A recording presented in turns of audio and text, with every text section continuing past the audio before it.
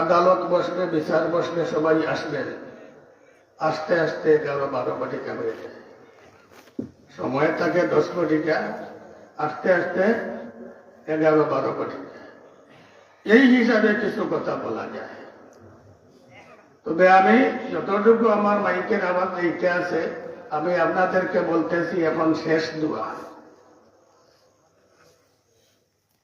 গত 2 বছর এই জায়গায় মাহফিল হয়েছে, আমিও আসছি, শ্রোতাদের দলও দেখছি।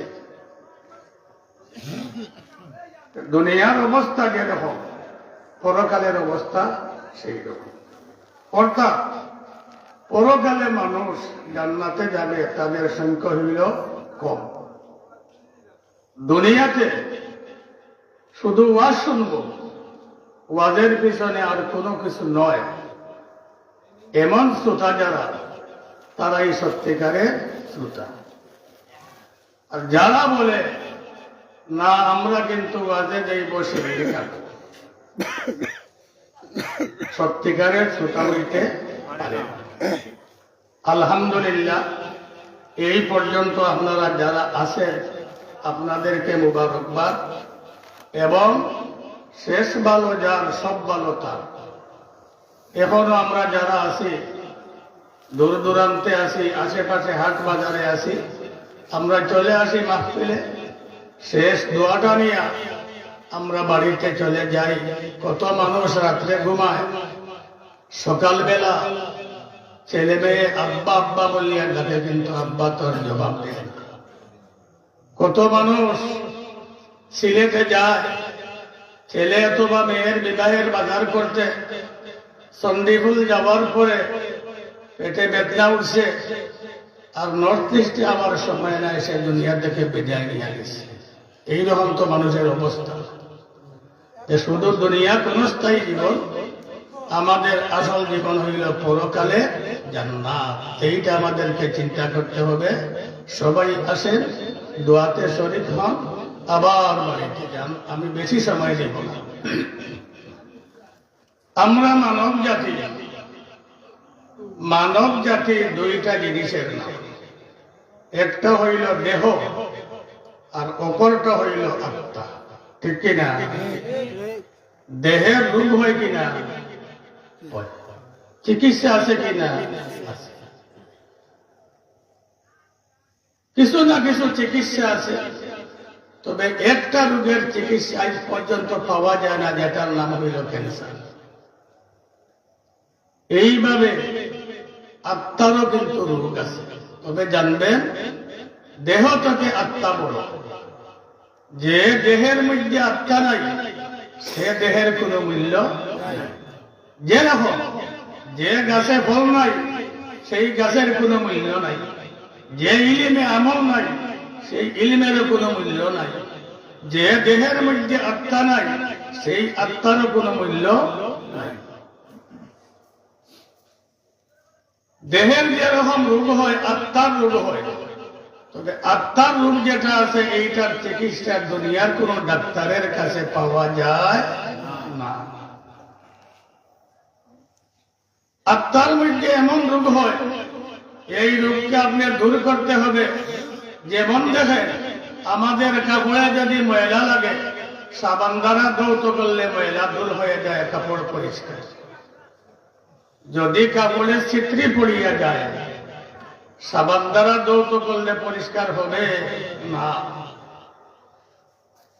সাবান দ্বারা ধৌত করলে পরিষ্কার হবে না। যে সার্ফ এক্সেল এইগুলা দিলে পরিষ্কার হবে না। এইটা লন্ড্রিতে দিতে হবে। লন্ড্রিওয়ালা যে আছে, তার কাছে একটা মেডিসিন আছে। এই মেডিসিন যখন সে ব্যবহার করবে, ব্যবহার করার পরে এই মেডিসিন হইল অ্যান্টিবায়োটিক মেডিসিন। এই কাপড়ের মধ্যে ছিদ্রির দাগ যেগুলো আছে, সবগুলা ছুটিয়ে দেবে।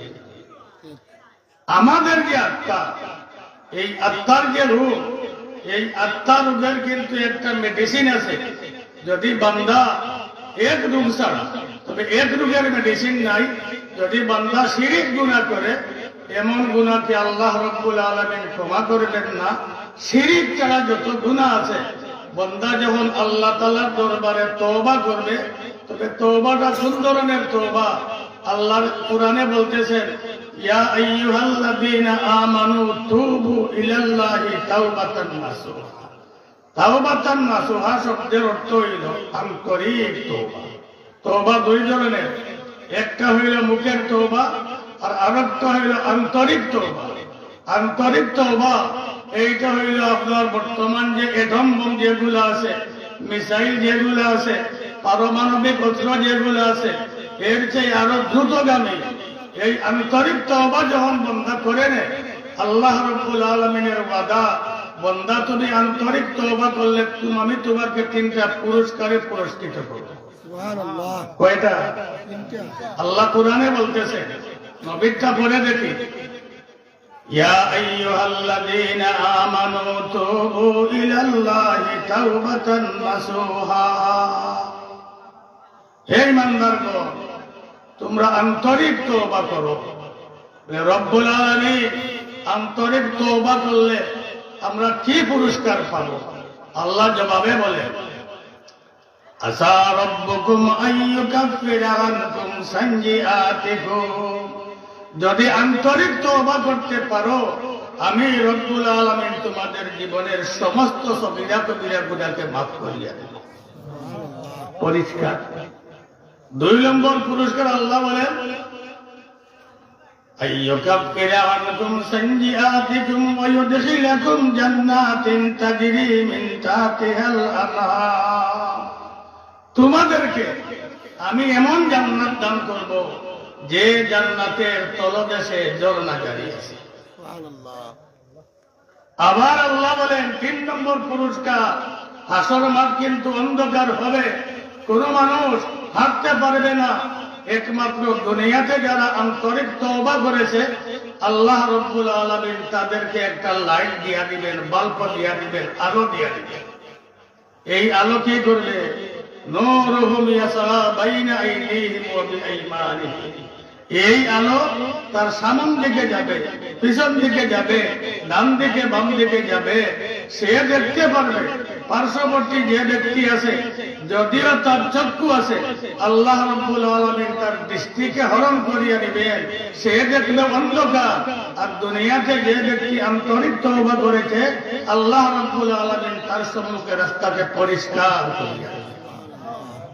খুলছে ধার, চুলের চেয়ে বাড়ি, এমন ফুলসিরা, উঠতে 10,000, নামতে 10,000, সমতল 10,000। কয় হাজার বছর?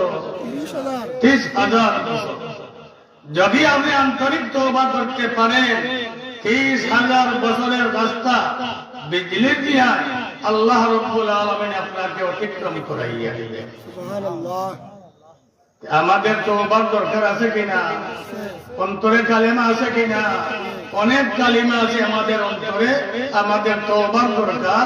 এই জন্য আল্লাহ নবী হাদিসে বলেন, ইন্নাল্লাহা ইয়াকবালু তাওবাতাল আবদি মা লাম ইউগাররি। আল্লাহর নবী বলেন, হে দুনিয়ার মানুষেরা, আল্লাহ তাআলার দরবারে তোমরা তওবা করো মৃত্যু আসার আগ পর্যন্ত। আগে মৃত্যু আসলে, এই সময় তওবা করলে আল্লাহ রাব্বুল আলামিন তওবাকে কবুল করবেন। কেন? আমরা শুনেছি এক সময়ে তাওবার দরজা বন্ধ হয়ে যাবে। মুরব্বীরা বলে কিনা, এক সময় আছে তাওবার দরজা বন্ধ হয়ে যাবে।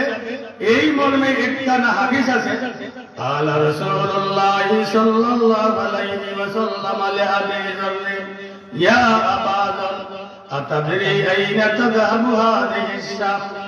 আল্লাহর নবী আবু যরকে বলেন, হে আবু যর, সূর্য পূর্ব দিকে উদয় হয়, পশ্চিম দিকে অস্ত যায়, অস্ত যাওয়ার পরে সূর্য কোন জায়গায় যায় তোমার কি জানা আছে? কালা আবু যর, আল্লাহু ওয়া রাসূলুহু আলাম। আবু যর বলেন, ইয়া রাসূলুল্লাহ, আল্লাহ এবং রাসূল ভালো জানে অস্ত যাওয়ার পরে সূর্য কোন জায়গায় যায়, এইটা তো আমরা জানি না। কালা রাসূলুল্লাহ সাল্লাল্লাহু আলাইহি ওয়াসাল্লাম তাযহাবু তাহতাল আরশি ওয়া তাসজুদু। এই সূর্য আরশের নিচে সংরক্ষিত একটা জায়গা আছে, সেই জায়গায় চলিয়া যায়। মহান রব্বুল আলামিনকে সূর্য সিজদা করতে থাকে। আল্লাহ রব্বুল আলামিনকে বলে, হে রব্বুল আলামিন, আপনার আদেশ ছিল পূর্ব আকাশে উদয় হওয়া, মানুষকে আলো দান করা। আমি পূর্ব আকাশে উদয় হয়েছি, মানুষকে আলো দান করেছি, আবার পশ্চিম আকাশে আমি অস্ত নিয়েছি। রব্বুল আলামিন, আমার এই কাজের মধ্যে ত্রুটি যদি হয় তাইলে আমাকে ক্ষমা করিয়া দিবে। সূর্য কিন্তু আল্লাহর ডিউটি করে, সেও আল্লাহর কাছে কি চায়? ক্ষমা চায়। অথচ আমরা আশরাফুল মাখলুকাত, সৃষ্টির সেরা জীব, আমরা ক্ষমা চাই না। ফাতাস্তাযিনু রাব্বাহা, আবার সূর্য আল্লাহর কাছে অনুমতি চায়। রব্বুল আলামিন, মানুষের সেবা তো বড় ইবাদত, যদি আপনার আদেশ হয় আবার আমি পূর্ব দিকে উদয় হইব, মানুষকে আমি আলো দান করব। আল্লাহর নবী বলেন, একদিন আসবে সূর্য আল্লাহর কাছে অনুমতি চাইবে, আল্লাহ রাব্বুল আলামিন সূর্যকে বলবেন, মিন হাইসু জিগতি, হে সূর্য, আজকে তোমাকে আর অনুমতি দেওয়া হবে না, যেদিকে তুমি অস্ত গিয়েছে সেই দিকে তুমি আবার উদয় হয়ে যাও। সূর্য অস্ত যে জায়গায় গেছে সেই জায়গায় আবার উদয় হয়ে যাও। আল্লাহ যখন এই কথা বললেন, আল্লাহর আদেশ পালনার্থে সূর্য পশ্চিম আকাশে উদয় হয়ে গেল। এই সময় দুনিয়াতে কোন মানুষ আর কাফের থাকবে না। যত মানুষ দুনিয়াতে আছে এক বাক্যে কালেমা পড়িয়া মুসলমান হইয়া যাইবে। তারা দেখবে প্রাকৃতিকের পরিবর্তন হয়ে গেছে। 1400 বছর আগে নবী মুহাম্মদ যে বাণী আমাদের কাছে পৌঁছাইয়া দিয়েছিলেন আমরা বিশ্বাস করি নাই। অনেক দিন পরে আজকে এইটা বাস্তবে পরিণত হয়েছে। নিশ্চয়ই কিয়ামত কায়েম হবে।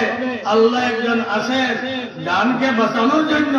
সবাই এক বাক্যে কালেমা পড়িয়া মুসলমান হইয়া যাবে। ইসরায়েল বলেন, আমেরিকা বলেন, ফ্রান্স, জার্মান, ব্রিটেন, জার্মান বলেন, সবাই কিন্তু এক বাক্যে কালিমা পড়িয়া মুসলমান। তবে আল্লাহর ওয়াদা, পশ্চিম আকাশে সূর্য উদয় হওয়ার পরে কোন বান্দা যদি আল্লাহর কাছে তওবা করে, কোন বান্দা যদি উহুদ পাহাড় পরিমাণ স্বর্ণ আল্লাহর রাস্তায় খয়রাত করে, দান করে, আমি রব্বুল আলামিন তা কবুল করব না, আমার কাছে গ্রহণযোগ্য হইবে। তওবা করতে হলে এর আগে করতে হবে কি না? এর আগে করতে হবে। দেখেন, আচ্ছা দুনিয়াতে এমন কোন দরদি মানুষ আছে যে মানুষ আপনার এই ফুলে দাঁড়াইয়া বলবে আমি সবাইকে ঋণ দিতে চাই, কে আমার কাছ থেকে ঋণ দিবে আসো? এমন মানুষ বাংলাদেশে আছে? ঋণ নিতে হইলে তার বাড়িতে যাইতে হয়, কাকতি মিনতি করতে হয়, তার সাথে নম্র ব্যবহার করতে হয়, এরপরে ঋণ উসুল করতে হয়। আল্লাহ রাব্বুল আলামিন বলেন, হে বান্দারা, গুনাহ করিয়া তোমরা আমার কাছে ঋণী, তোমরাও তো আমার কাছে চাও না। আল্লাহ রাব্বুল আলামিন বান্দাদেরকে ঘোষণা করেন, قال رسول الله صلى الله عليه وسلم إن الله تبارك وتعالى يبسط يده بالليل ليتوب مسيء النهار। মহান রব্বুল আলামিন রাত্রির বেলা তার কুদরতের হাতকে প্রসারিত করিয়া দেয়। আল্লাহ রব্বুল আলামিন বলে, হে দিনের অপরাধীরা, তোমরা কোথায় আছো? দিনে যত অপরাধ করছো আমার কাছে চাও, আমি রব্বুল আলামিন আমার হাতকে প্রসারিত করিয়া দিলাম তোমাদেরকে ক্ষমা করার জন্য। আবার যখন দিন হয় আল্লাহ রব্বুল আলামিন আবার হাতকে প্রসারিত করিয়া বলেন, হে রাতের অপরাধীরা, তোমরা কোথায় আছো? আমার কাছে চাও, তোমাদেরকে আমি ক্ষমা করিয়া দেব। এমন ডাক কেহ ডাকবে না, আল্লাহ ডাকতেই আছে। আপনারা আমাকে প্রশ্ন করতে পারেন যে হুজুর, রাত্রে একবার আল্লাহর কাছে তওবা করব, দিনে একবার আল্লাহর কাছে তওবা করব, এত সময় কি আর আছে? তাইলে বুখারী শরীফের একটা হাদিস শুনেন। আল্লাহর নবী আগের এবং পিছনের সমস্ত গুনাহ, নবী সেজদায় গেছে, এমন লম্বা সেজদা করতে আছে, নবীর দুই পা কুলিয়া গেছে, কোনো নড়াচড়া নাই, নীরব নিস্তব্ধ সেজদায় লেগে।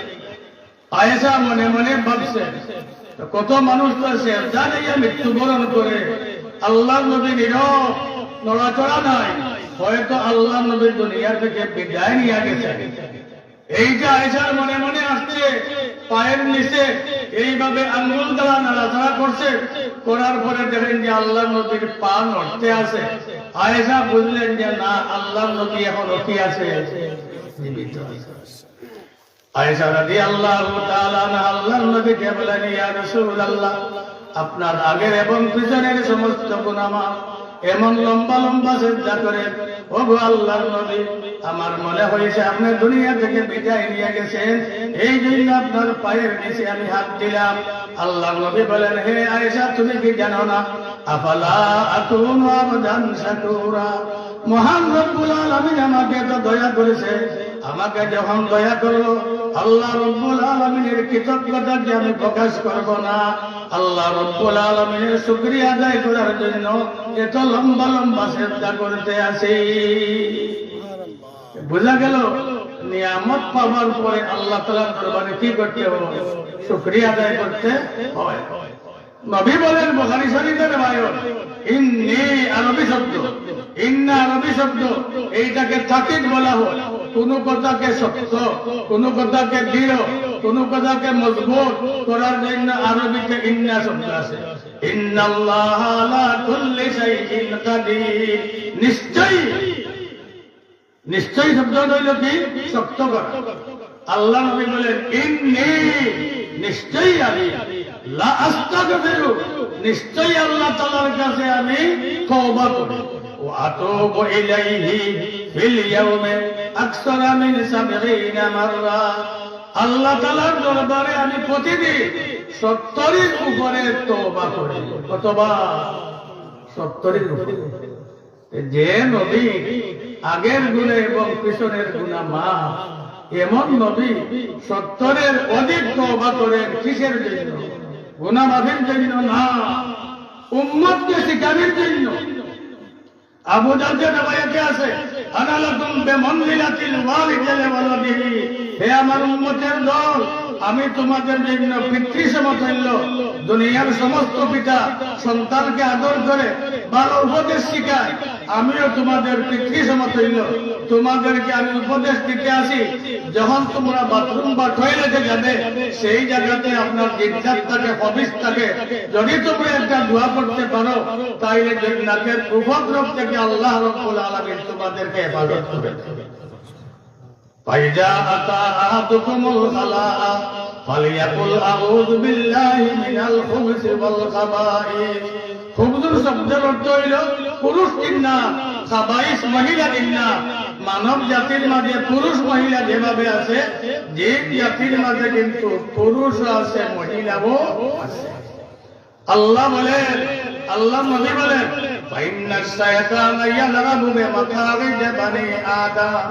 আমরা যখন টয়লেটে যাই, তখন তো আমরা উলঙ্গ হইয়া যাই।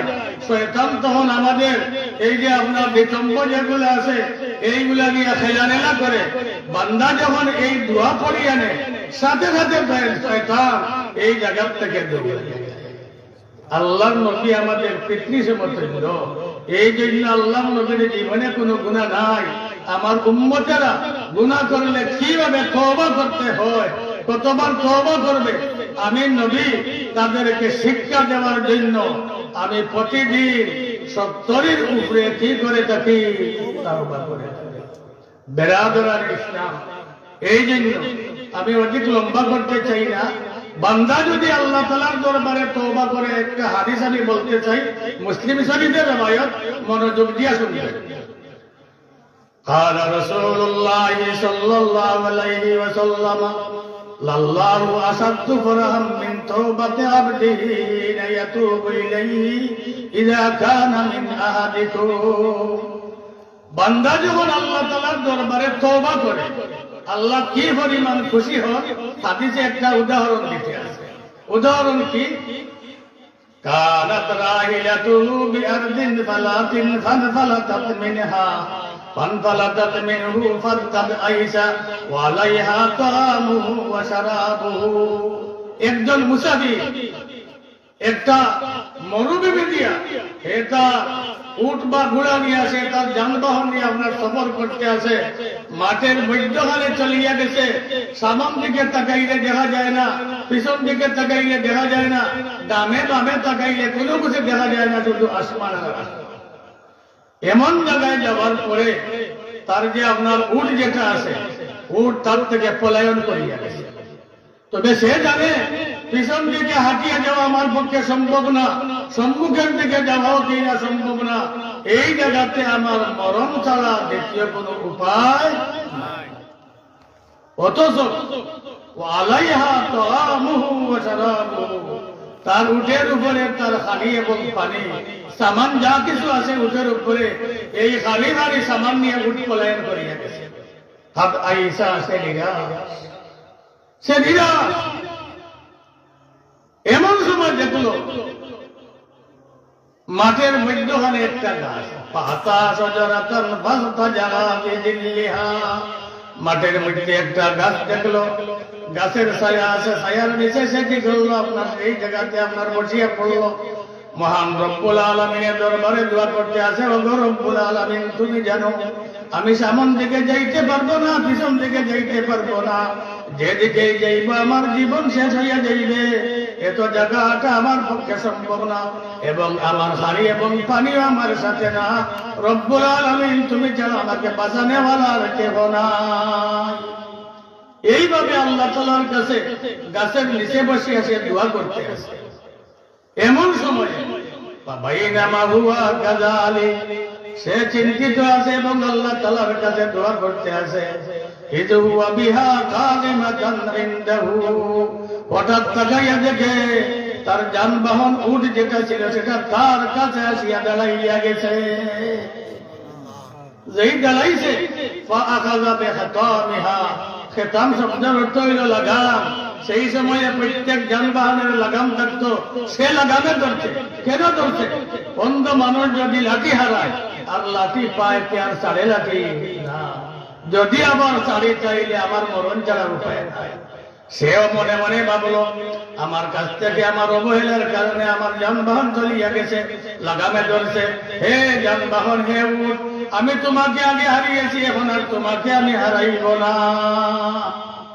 ধরছে লাগামে, লাগামে ধরার পরে তার মনে খুশি। ফাকাল মিন শিদ্দাতিল ফারিহি, অধিক খুশি হইয়া আল্লাহ তাআলার দরবারে একটা দোয়া করেছে। আল্লাহুম্মা ইন্নাকা আবদি ওয়া আল্লাহুম্মা ইন্নাকা আবদি ওয়া আনা রাব্বুক, হে রব্বুল আলামিন তুমি আমার বান্দা, তুমি আমার বান্দা এবং তুমি আমার বান্দা, আমি তোমার প্রভু। দোয়াটা ঠিক হয়েছে? আল্লাহর কাছে দোয়া করছে তুমি আমার বান্দা আর আমি তোমার প্রভু। দুটা ঠিক হয়েছে? খাতা করছে, ভুল করছে। কেন ভুল করছে? মিন শিদ্দাতিল ফারহি, অনেক খুশির কারণে। যানবাহন পাওয়ার পরে অনেক খুশি হয়েছে, আর খুশি হইয়া বলতে আসিল আল্লাহ তোমার কাছে আমি দোয়া করেছিলাম তুমি আমার প্রভু আর আমি তোমার গোলাম। সে বলছে আল্লাহ আমি তোমার প্রভু আর তুমি আমার গোলাম। খুশির ছুটেছে বলিয়া দিছে। মহান রব্বুল আলামিন বলেন সে তো উল্টা দোয়া করিয়া দিছে অধিক খুশি হওয়ার কারণে। হে বান্দা, তুমি তোমার যানবাহন পাওয়ার পরে আমাকে তুমি গোলাম বানাইছো, তুমি আমার প্রভু হইছো। আমি রব্বুল আলামিন তোমার অন্তর জানি, তোমার অন্তরের খবর আমি জানি, কিন্তু অধিক খুশি হওয়ার কারণে তুমি ভুল করছো। বান্দা, তোমাকে আমি দোষারোপ করব না। হে বান্দা, তুমি তোমার যানবাহন পাওয়ার পরে যে পরিমাণ খুশি হয়েছো, বান্দা যখন আমার কাছে তওবা করে আমি আল্লাহ এর চেয়ে অধিক খুশি হই। আল্লাহ এর চেয়ে আরো বেশি কি হয়? খুশি হয়। হাদিসে কুদসি বুঝে? হাদিসে কুদসি হইল আল্লাহর কথা নবী তার মুখে বলেন, এইটার নাম হইল কি হাদিসে কুদসি। আল্লাহ নিজে বলতেছে, আল্লাহ নিজে বলতেছে এই কথা, ইন্নামা দাউতানি ওয়া রাজাউতানি গাফারতু লাকা আলা মা কানা ওয়ালা উবালি। হে ইয়া ইবনে আদম, মা দাউতানি ওয়া রাজাউতানি গাফারতু লাকা ওয়ালা উবালি। হে আদম সন্তান, যতবার তুমি আমার কাছে গুনাহ করে ক্ষমা চেয়েছো, আমি রব্বুল আলামিন ততবার তোমাকে মাফ করেছি। তোমাকে মাফ করতে আমি কারো পরোয়া করি না। আল্লাহ বলে যতবার ক্ষমা পাওয়ার আশা আমার কাছে তওবা করো, ততবার আমি তোমাকে মাফ করিয়া দিই। 100 বার তুমি অপরাধ করছো, আল্লাহর কাছে তওবা করছো, আল্লাহ বলে মাফ করিয়া দেই। তোমাকে মাফ করতে কারো পরোয়া করি। পরোয়া শব্দ বুঝে আপনাকে আমি 5,000 টাকা দিয়ে দিয়েছি, উনি বললো কেন ওনাকে টাকা দিলে? তোমার কি আছে যায়, আমার পকেটের টাকা, আমার ভালো লাগছে তাকে দিয়ে দিছি, আমি এই টাকা দিতে কারো পরোয়া করি না, তোমার কি আছে? এইভাবে আল্লাহ বলে আমি আমার বান্দাকে ক্ষমা করতে কারো পরোয়া। ইয়া ইবনা আদামা লাউ বালাগাত যুনুবুকা আনানাস সামা, লাউ বালাগাত যুনুবুকা আনানাস সামা। ও আদম সন্তান, তুমি গুনাহ করতে করতে এত গুনাহ করেছো, আসমানের চূড়ায় তোমার গুনাহ পৌঁছিয়া গেছে। সুম্মা ইস্তাগফারতানি, আমার কাছে তুমি ক্ষমা চেয়েছো, আমি রব্বুল আলামিন তোমাকে ক্ষমা করতে কারো পরোয়া করি না। যে পরিমাণ গুনাহ তুমি করেছো সেই পরিমাণ ক্ষমা নিয়ে আমি তোমার সম্মুখে হাজির, আমি তোমাকে ক্ষমা করতে কারো পরোয়া করি না। ইয়া ইবনা আদম লাউ লাকিতানি, হে আদম সন্তান, তুমি যদি আমার সাথে কি করো, সাক্ষাৎ করো, এই জমিনের যত ভালো গুনাহ আছে, ভালো গুনাহ নিয়ে তুমি আমার কাছে তওবা করো, আমি রব্বুল আলামিন সমপরিমাণ মাগফিরাত নিয়ে তোমার কাছে আগাইতে থাকি।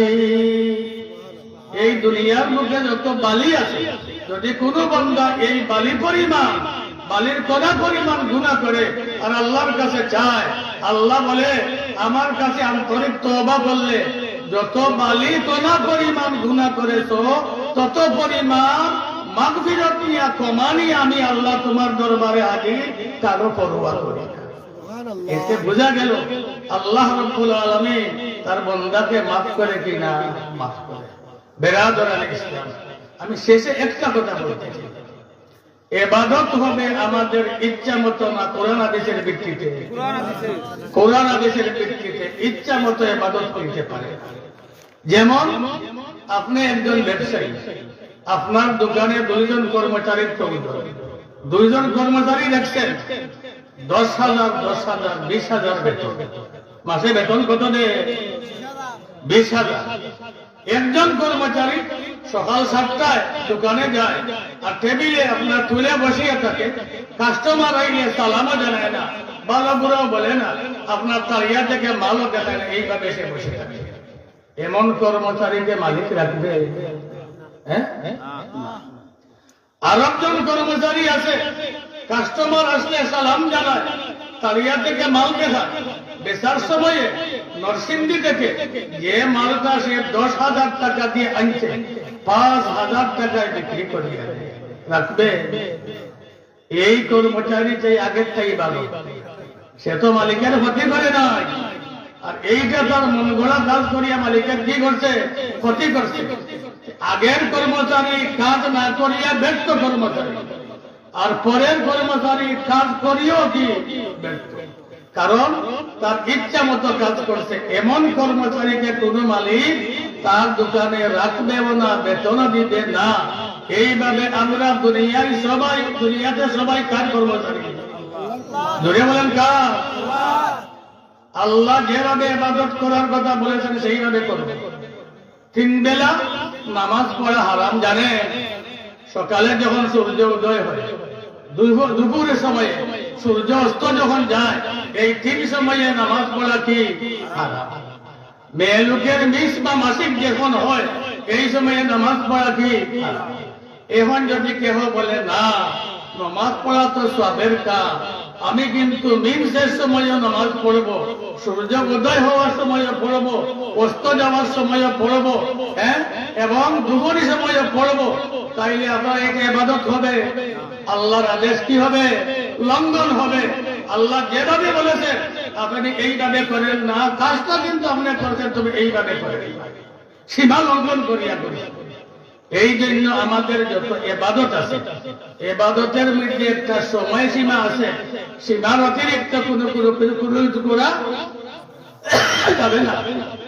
অনেক মানুষ ইবাদতের মধ্যে সীমা লঙ্ঘন করিয়া নেয়, সীমা লঙ্ঘন যেটা আছে ওটা ইবাদতের মধ্যে ঠিক না, অতিরিক্ত আপনি সীমা লঙ্ঘন করতে পারবেন না। আল্লাহ নবীর পিছনে এক সাহাবার নাম বলবো না, একজন সাহাবা নামাজ পড়াইতেন, ফজরের নামাজ লম্বা লম্বা কেরাত দিয়ে। আর একজন সাহাবা অভিযোগ করলেন, ইয়া রাসূলুল্লাহ, আমি জামাতে নামাজ পড়ি না, শত ইচ্ছা জামাতে নামাজ পড়ার কিন্তু পড়ি না। কেন? ইমাম সাহেব যে আছে উনি লম্বা লম্বা কেরাত করে। আমরা তো দিন মজুর মানুষ, আমরা দিনে কাজ করি, আবার আমরা কাজে যাইতে হয়, উনি লম্বা লম্বা নামাজ পড়ে, আমরা এটা কি করতে পারি না, বরদাস্ত করতে পারি না। আল্লাহর নবী এই সাহাবাকে ধমক দিয়ে বললেন, আফাত্তানুন আনতা, আফাত্তানুন আনতা, আফাত্তানুন আনতা। হে মিয়া, তুমি একজন ফিতনাবাজ, তুমি ফিতনা করতেছো, তুমি ইমাম হইছো, তোমার সবার প্রতি লক্ষ্য রাখতে হবে। ফাইন্না ফীহি যাল মারিদ ওয়া যাল হাজা ওয়া যাল কাবীর।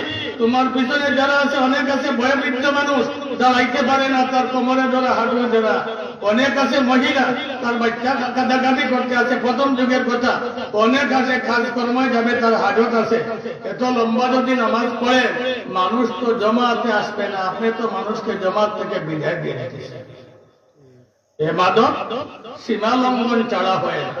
এই জন্য আমাকে একটা মাসালা জিজ্ঞাসা করা হয়েছে, এই মাসালা সুরাহাটা দেওয়ার জন্য, এই সুরাহা দেওয়ার জন্য আমরা বোঝাইতে চাই এই কথাগুলো। এই যে আমাদের সমাজে কিছু ইবাদতের সময় আছে, যেমন শবে বরাত।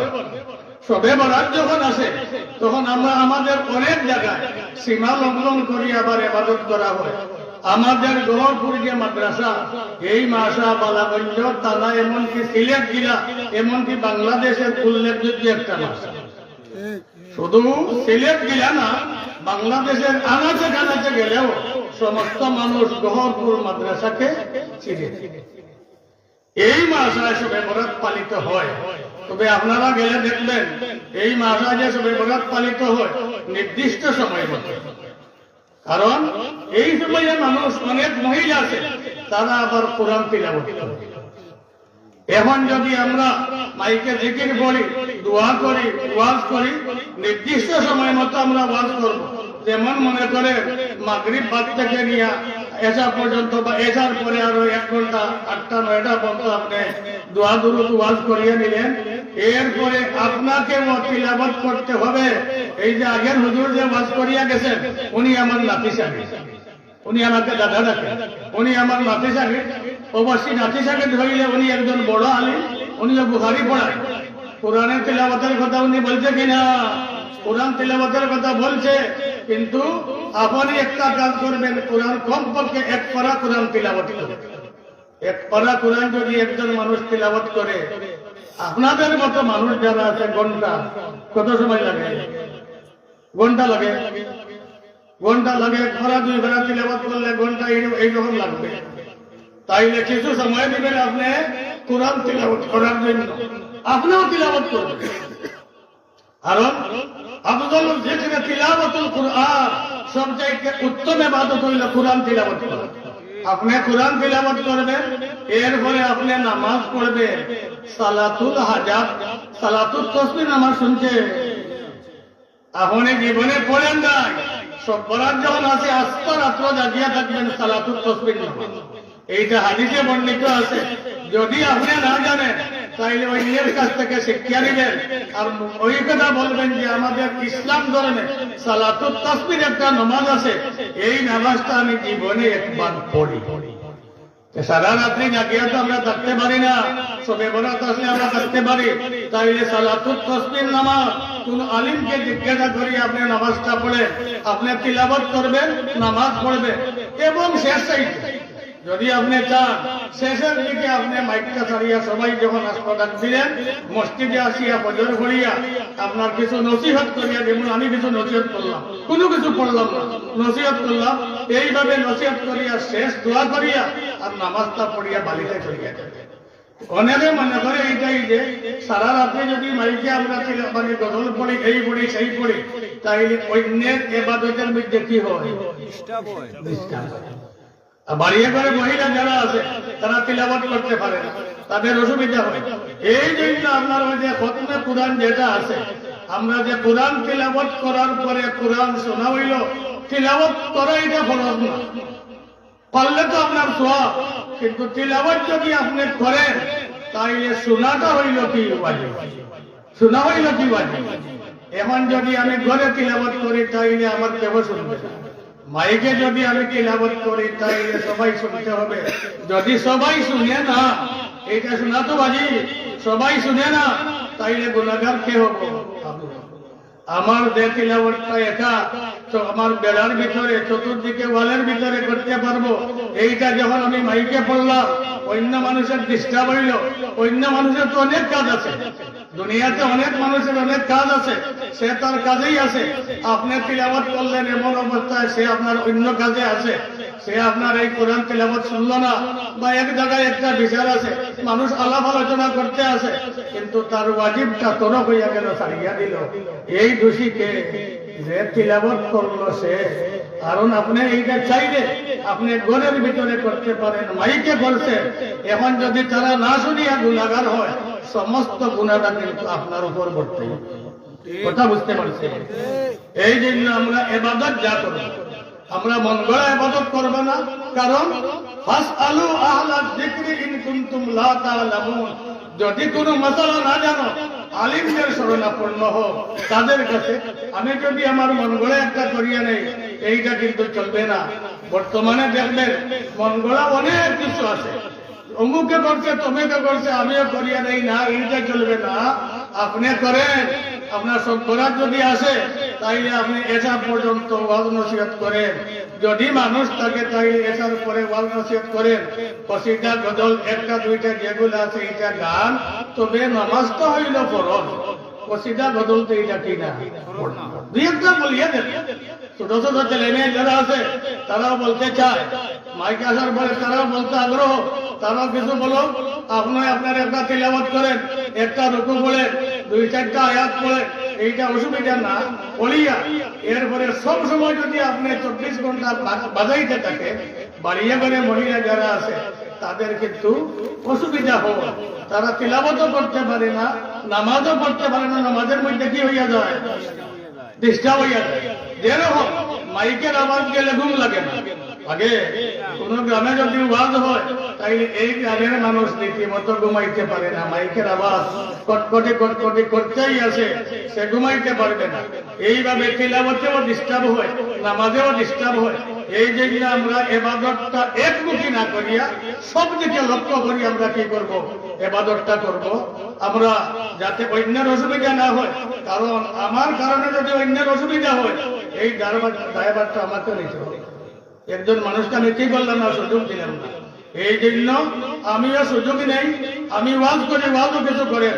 সব বরাত আসলে ইমাম সাহেব আসেন, উনি কিছু ওয়াজ করবেন, আরো গ্রামে কেউ থাকলে ওয়াজ করবে, ছেলে মেয়ে যারা আছে কিছু তিলাওয়াত করবে, সীমিত আকারে। তবে মানুষকে কি করতে হবে?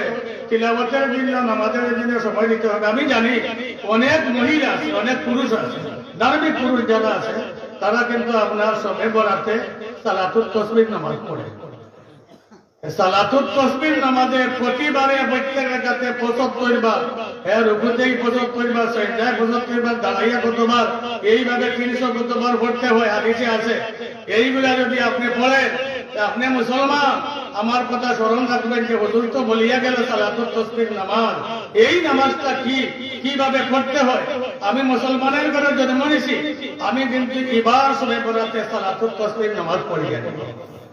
নামাজটা যখন আপনি পড়বেন, জানিয়া পড়বেন, ইমাম সাহেবকে জিজ্ঞাসা করবেন, জানিয়া পড়বেন, দেখবেন যে কতটুকু সময় লাগে। তখন আপনি অনুমান করতে পারবেন সালাতুত তাসবিহ নামাজ বাড়িয়ে বেড়ে মহিলা যারা আছে তাদের কাছে একটা কিতাব আছে, কিতাবের নাম কি? মকসুদুল মুবিন, একটা কিতাব আছে। এই কিতাবে লেখা আছে এইগুলা, তারা এইগুলা দেখিয়া তারা 2 জন 4 জন মিলিয়া তারা এই নামাজটা পড়ে। আপনিও যদি একবার পড়েন তো অনুভব করতে পারবেন যে এই নামাজটা পড়তে কত সময় লাগে, তখন আপনার বুঝে আসবে। আল্লাহ রাব্বুল আলামিন আমাদের প্রত্যেককে নেক আমল করার তৌফিক দান করুন, এবং আল্লাহ এবং নবীর বাতায়া বিধান যেগুলো আছে বিধান মতো যেন আমরা আমল করতে পারি, অন্যকে ইবাদত করার সুযোগ দিতে পারি। অন্যকে ইবাদত করার সুযোগ দিলে, কারণ সে যদি ইবাদত করে তাকে আমি সুযোগ দিই, তার আমল নামায় যত সওয়াব লেখা হবে আমি সুযোগ দেওয়ার কারণে আল্লাহ রাব্বুল আলামিন আমার আমলনামায় ততটুকু নেকি লিখিয়ে দেন। আর আমি যদি কোনো বাদ কাজের প্রবর্তক হই, যেমন আদমের দুই ছেলে, এক ছেলের নাম হাবিল আর এক ছেলের নাম হইল কি কাবিল। কাবিল হইল প্রথম হত্যাকারী, এই দুনিয়াতে সর্বপ্রথম হত্যাকারী মাদার যে করছে তার নাম হইল কাবিল, আদমের ছেলে কাবিল, হাবিলকে হত্যা করছে। আল্লাহ রাব্বুল আলামিন কোরআনে বলে দিয়েছে, হত্যা তুমি করেছো। এই দুনিয়াতে যত মানুষ মার্ডার করবে, এই মার্ডারের গুনাহ তোমার আমলনামায় দেওয়া হবে, যেহেতু প্রথম তুমি প্রবর্তক হইলা, হত্যা প্রবর্তক তুমি, তোমার আমলনামায় যাবে। আর হাবিলকে বললেন হাবিল তুমি সদকা করেছো, আল্লাহ রাব্বুল আলামিন কবুল করেছে।